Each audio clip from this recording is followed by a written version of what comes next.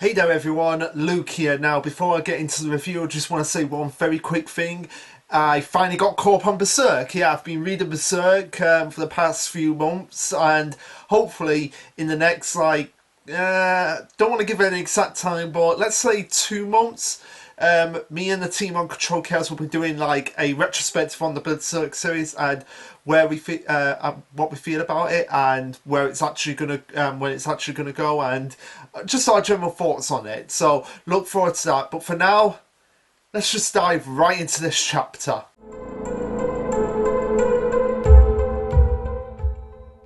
Okay, so this will be chapter 214, titled Hiyofumi's Blooming. Now, in this chapter, we don't get a name for her blooming, which is what I thought we were going to get in this chapter. But there is something at the end that has raised a lot of interesting ideas in terms of somebody else's blooming, which we'll get into it when we'll get into it. But yeah, so it starts off with Kazu being reminded, like, okay, we've got to kill the twins, and it starts also absolute.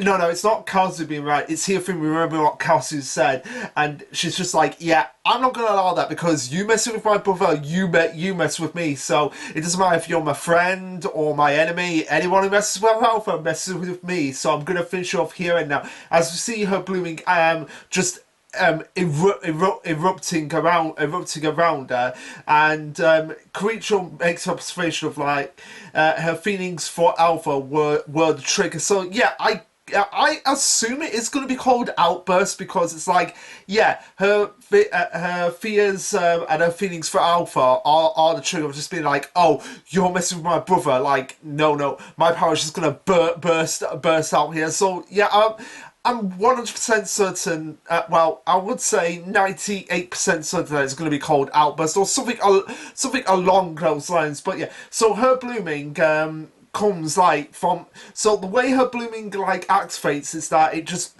comes from like the swirls in her hair, like goes all around her and forms this just gigantic ball of pure Simone energy that takes the shape of her yo-yo, and yeah, this is observed by everyone around her, and Kazuo at this point is just like, okay, we know that thing is gonna come for us, so yeah, we might wanna brace ourselves for this, Nee. So you better hold on tight for me because that is pure Simone energy. I've never seen that much in one place, and you aren't capable of handling it. And of course, because Hifumi has no imagination when it comes to attack names. What's the upgrade from swing? Super swing. Like, seriously? Well, I guess because it's like an upgraded form and it's more powerful and it's like awesome. I guess super works, but like really, you couldn't come up with anything else other than super swing. Not like energy swing, like something like that, or just swing blaster, something like that. Like, come up with more original attack names. My attack names are not that much original, but still, it's better than just like, oh, swing, what's the next upgrade? Super swing. Like, no, just, or make it just like Yo-Yo Blaster, just something like that. No, don't make it Yo-Yo Blaster because they'd be like, yo.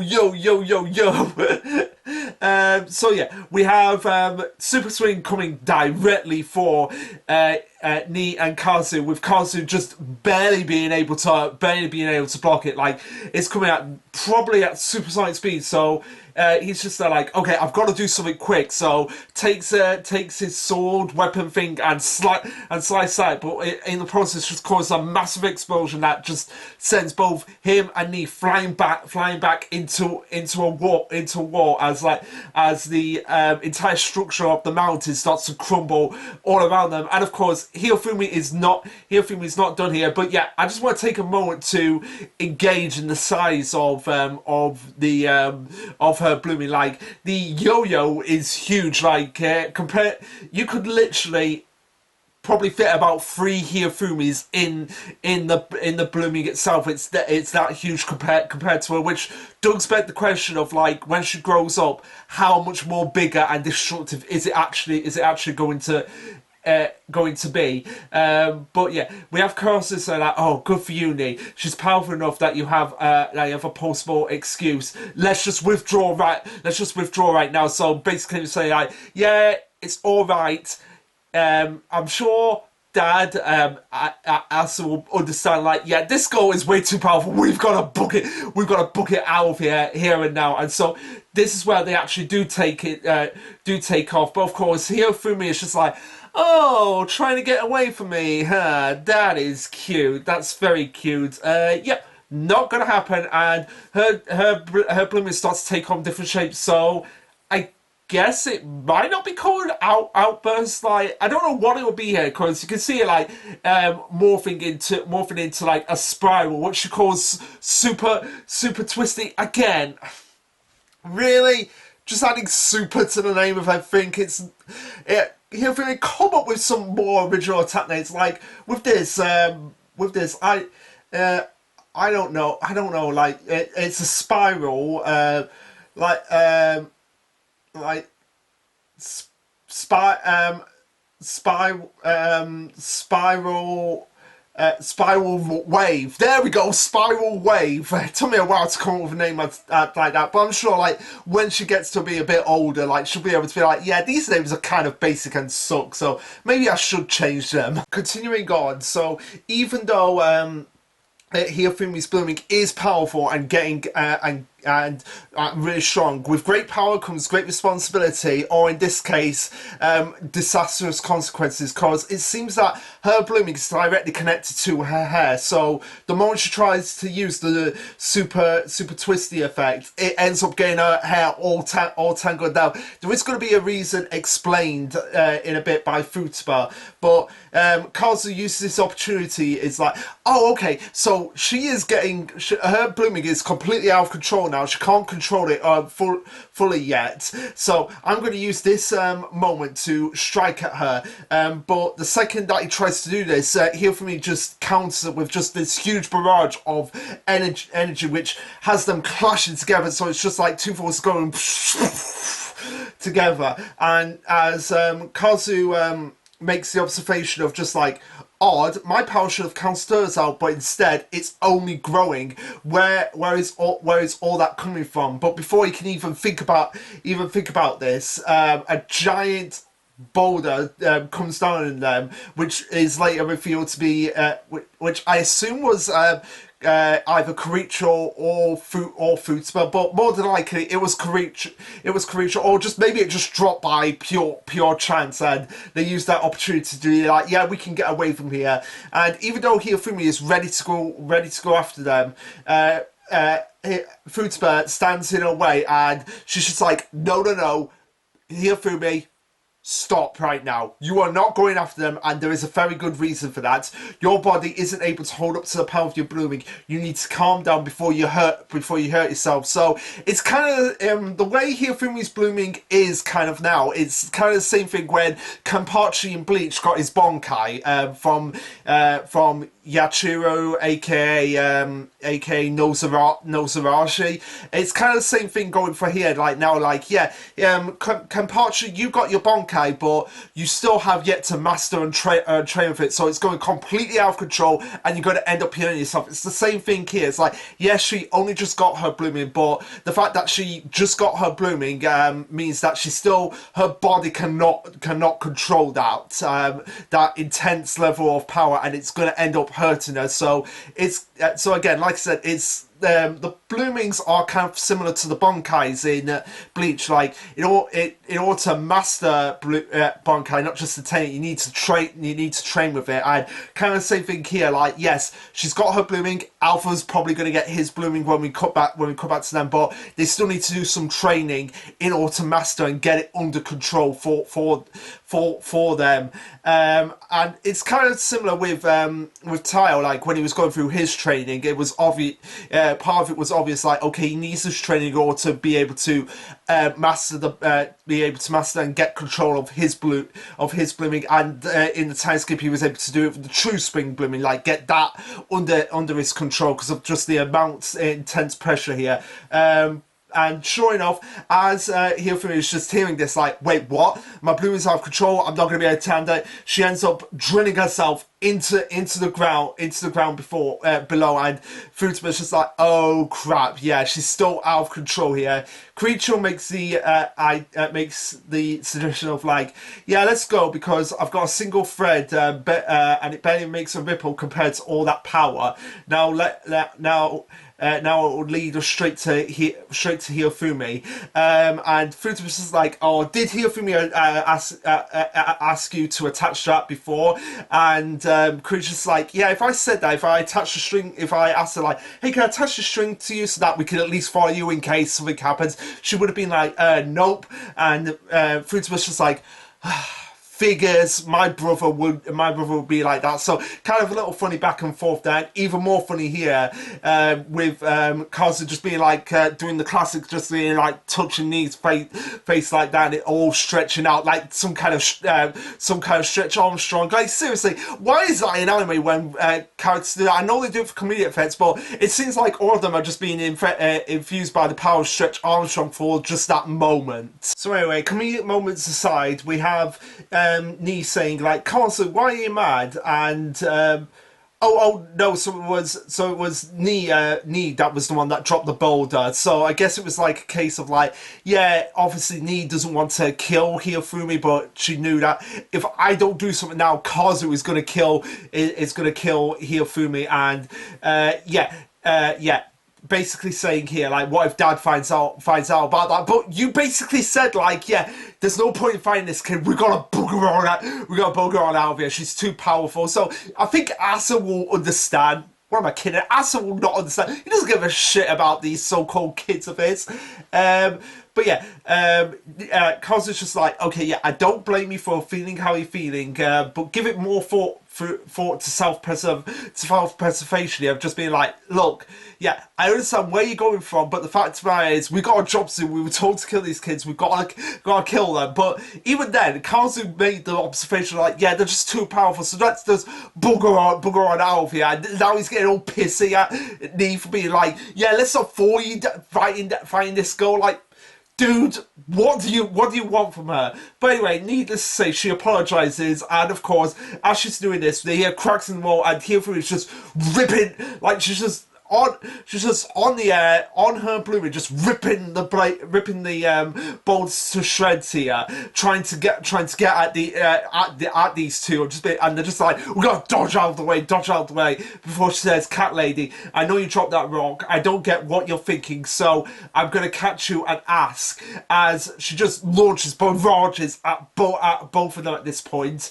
And Kazu's just like, I don't want to expose too much of what I can do, but we're getting nowhere otherwise. I guess I'll kill her. As we see him potentially activate his blooming, but as people point out, this is a different kind of eye, because you know, like the eyes with the Yozakuras with the bloomings, it becomes a cherry blossom.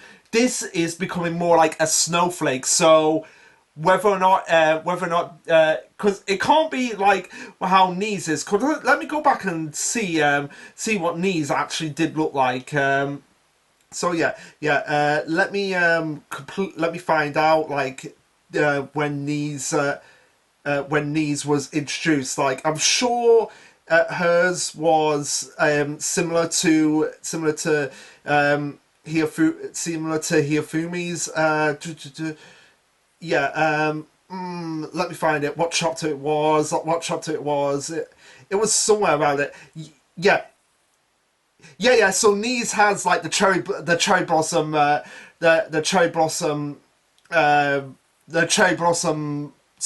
Simone blooming. Like she has normal bloom, so she has a normal blooming, but Kazu's here is like more like a snowflake. So the Mission Yozakura family wiki on Twitter did actually mention this, and we'll get into Kyoichiro in the end. But yeah, they mentioned that they thought being a reclone meant they had normal bloomings, but Kazu had some other ability above his blooming, like looks kind of like a snowflake in size, and they wonder if it's related to a different flower. So yeah, whatever this is, like, it's totally different, and it does seem like with this, it seems like the author is trying to, like, okay, the bloomings, like, everyone just having bloomings, like, yeah, that's a bit boring. I want to have a different power going into this final fight with Asa. I want everyone to have individual powers. So I guess that's kind of what they're going for here. I don't know whether this is probably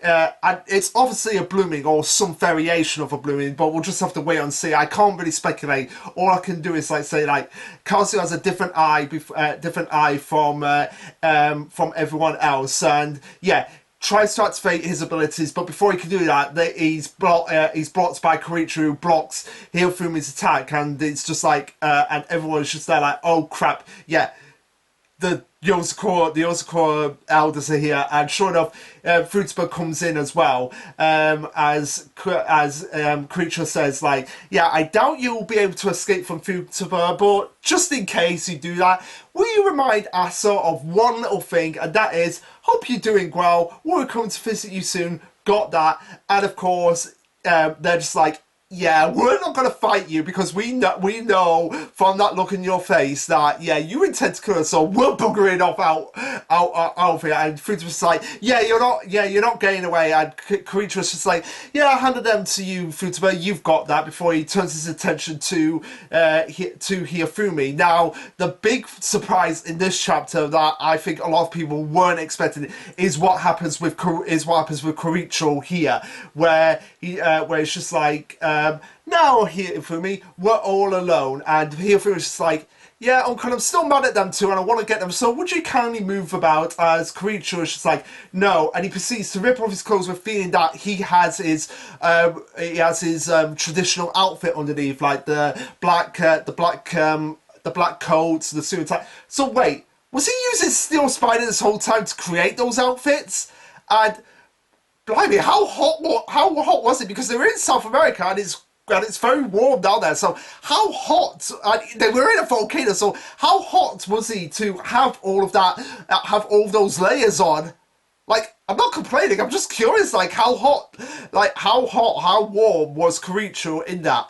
Because if it was me, if I was Kyoichiro there, like, I mean, I haven't had one in years, but I still suffer from epilepsy, and mine is related to heat. So I wonder, like, would I have had a fit if I was Kyoichiro in that situation? But yeah, Kyoichiro's like, the adrenaline rush of your blooming is keeping you from thinking straight. So it is very similar to the situation that happened with Kung Pao, because his adrenaline of just being like, I have this power, I'm gonna slash away at this guy, made it like he wasn't thinking straight. He was basically taken over by his power, and Fruitsburg is the same way now. That she isn't in the best state of right. You're precious when you're angry, but I'd rather you go back to being calm and happy. And Hifumi was just like, yeah, I'm totally normal, Uncle. Besides, we're supposed to beat up Asa's team. Isn't that everybody's mission? Spies are supposed to stick to missions. And Kyoichiro was just like, yeah, you've got a point there. However, I have an even more important mission: protect my beloved niece, as it seems to be like, as it does seem like he's activating his blooming, but it's different from the void that we saw saw when he first used it against Momo, and that was the first time he used this blooming. Like, I went back and checked, and yes, he said that he unlocked his blooming, but he was like, okay, I'm not going to use it until I use it on my father, and using it on his father was the first time he used it, and probably the same thing with Hifumi here. Like, it was completely out of control. Like, that form that we saw with his blooming was the form that was completely out of control, and he was like, okay, I've got to learn to maintain control this, because he finished off the chapter with saying that's my utmost duty, as his blooming takes the form of a snake serpent, which perfectly fits him.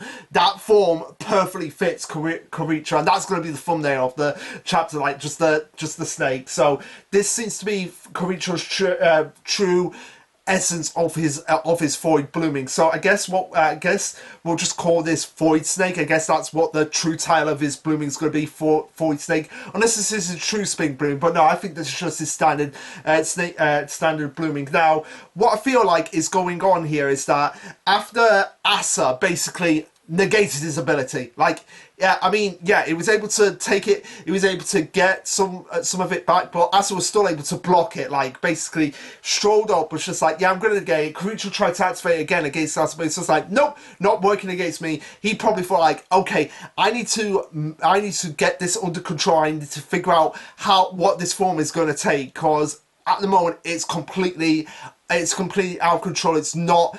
I don't have full mastery over this blooming. I had to spend these 5 years training to get to this point where I can master it. Now, what I feel like it is that, because he did say is like the weakness of this void blooming was basically like it was an omnidirectional attack. It didn't discrete. It was something that didn't discriminate from friend and foe, which is why he had to set up that barrier to protect all the family when he activated his void against Momo. So he probably thought like, okay, how can I make my blooming even stronger? Like, what's the ultimate weakness? And it's omnidirectional, which can work in some cases, but using it in a group, that's a big no. So he probably like, okay, if I get into a situation where I'm fighting with a group and I want to activate my blooming, how can I do that? And like I said, like I've been speculating, like probably the next stage of his blooming will be to like, okay, I can basically control it now, where the blooming goes and who it attacks, and basically turning it into a snake that gives him that ability and that function as well, which makes it even more deadly and scary. So yeah, going back to what I was saying on the wiki, on the Twitter, where they say it looks like Kyoichiro's blooming has taken the form of a snake. This is all quoting from the Twitter feed. He has had 5 years to train it, so getting an upgrade is understandable. He's already showing how good he's gotten at making things with his threads, and this is a high level. So yeah, because when he used it, it was just soaking the blood in thread to create void. But now he's like using it to like fabricate and weave it into different outfits, and also taking the form of this giant snake. So yeah.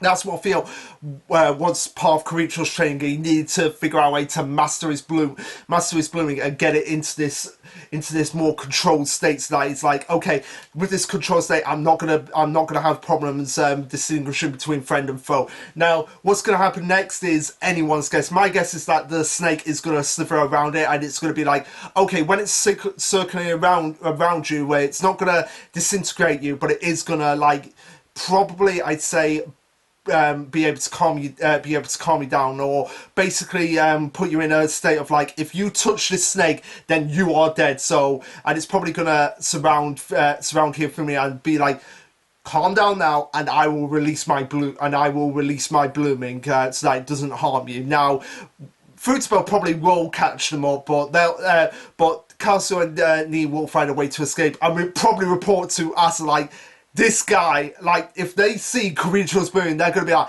oh my god, we need to tell Asa ASAP, because we need to figure out how we're going to actually deal with that thing. But anyway, guys, what did you think of this chapter? Let me know. Like, subscribe, comment, all that jazz. And this will be Lasherluke signing off. Later, guys.